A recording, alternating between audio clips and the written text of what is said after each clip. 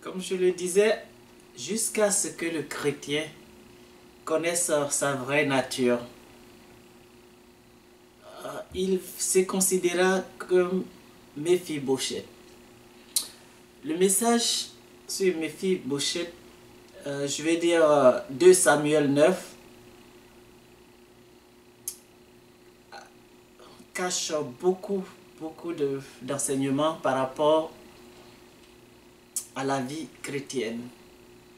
Sinon, nous donne beaucoup de renseignements si nous l'étudions de façon sérieuse.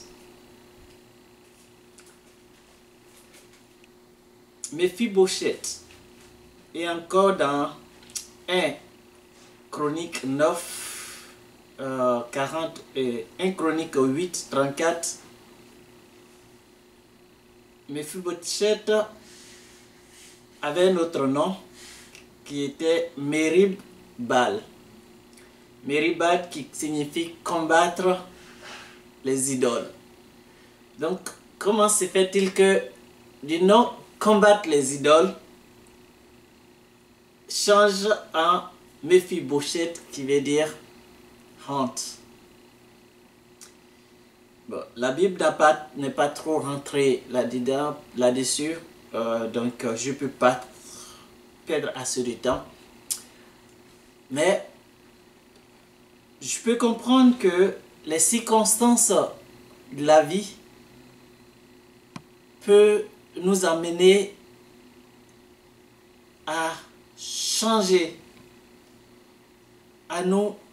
changer nous-mêmes notre façon de voir notre vie, à dévaluer en sorte notre personnalité.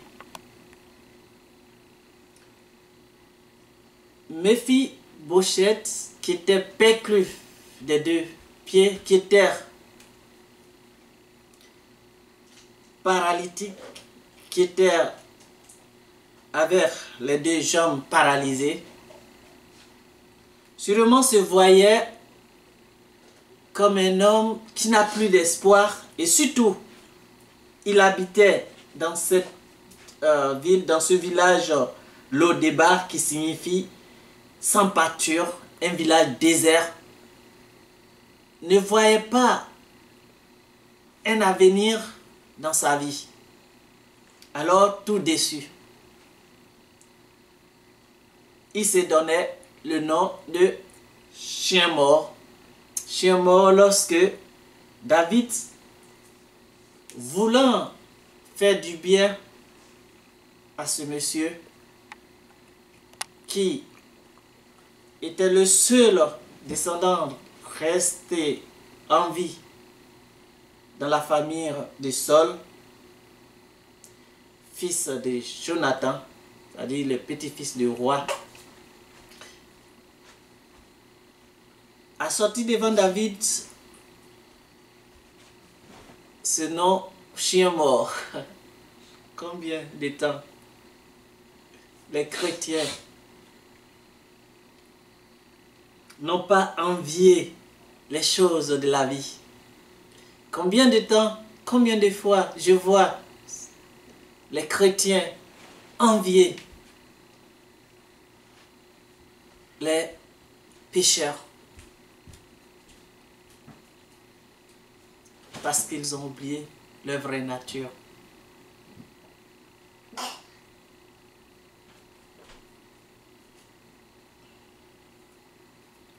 Comme Méphibosheth, à cause de ces circonstances, a carrément oublié ce qu'il était.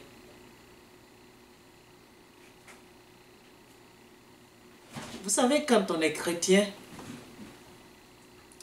je vais dire chrétien, celui qui vit la vie chrétienne, une vie chrétienne réelle, va passer des moments terribles, souvent très terribles, très difficiles, où tu te demandes, Seigneur, où es-tu? Seigneur, est-ce que tu entends mes prières? Et ces moments difficiles de la vie du chrétien,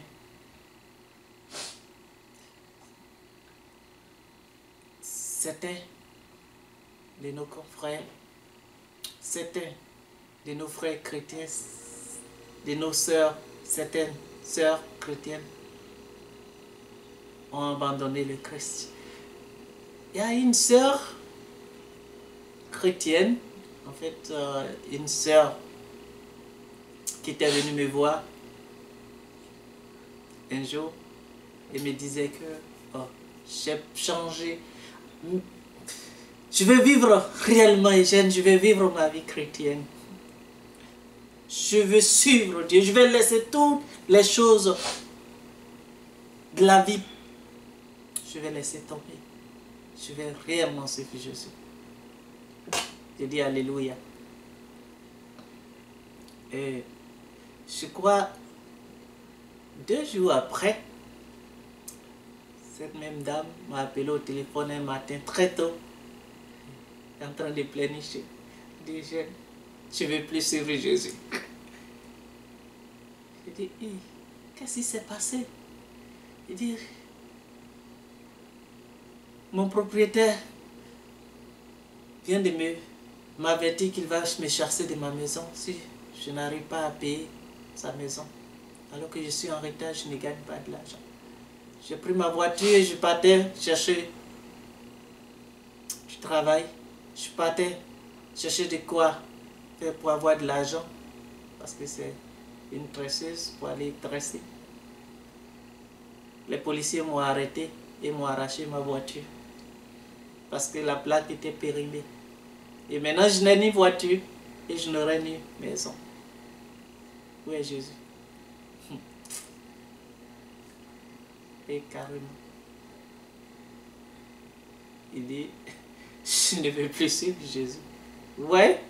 Et il y a plusieurs exemples comme ça. Le premier test, paf, il met dedans, il fuit. Quand tu viens à Jésus, tu sais, Dieu connaît notre cœur, Jésus connaît notre cœur, il nous connaît. Donc, souvent il va nous présenter notre propre pensée, notre propre cœur.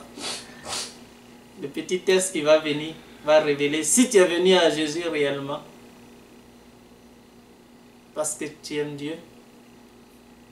Parce que tu veux suivre Dieu réellement. Ou bien tu es venu à Jésus, ou bien parce que tu veux de l'argent ou de la fortune. Et tu sauras. Va te tester. Pour que tu reconnaisses toi-même ton propre cœur. Et beaucoup de chrétiens, beaucoup de chrétiennes ont fui, ont abandonné la vie chrétienne. Ils sont lancés dans les choses de la vie. À cause des circonstances de la vie. C'est pour ça que je dis ce message de Méphibosheth. Ce verset, ce chapitre de 2 Samuel 9 est très important pour toute personne qui voudrait réellement voir comment Dieu peut transformer la vie d'un homme, de son enfant.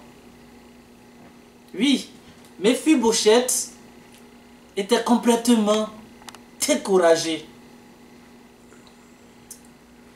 Mais lorsque Dieu avait décidé de restaurer ce monsieur, il l'a mis dans le cœur de son serviteur David. Et David a allé chercher celui qui était dans Lo-Débar, un village sans pâture, celui qui se considérait comme la honte, celui qui se prenait pour un chien mort, avait été restauré et il mangeait à la table du roi. Et tu verras que Méphibosheth aura des serviteurs dans sa vie. Et sa vie sera complètement transformée. De même, lorsque le chrétien vient à Jésus, la Bible dit que nous avons une nouvelle nature. Nous sommes nés de nouveau. Notre ancienne vie a été enterrée. C'est fini. Vous voyez, Les personnes les plus difficiles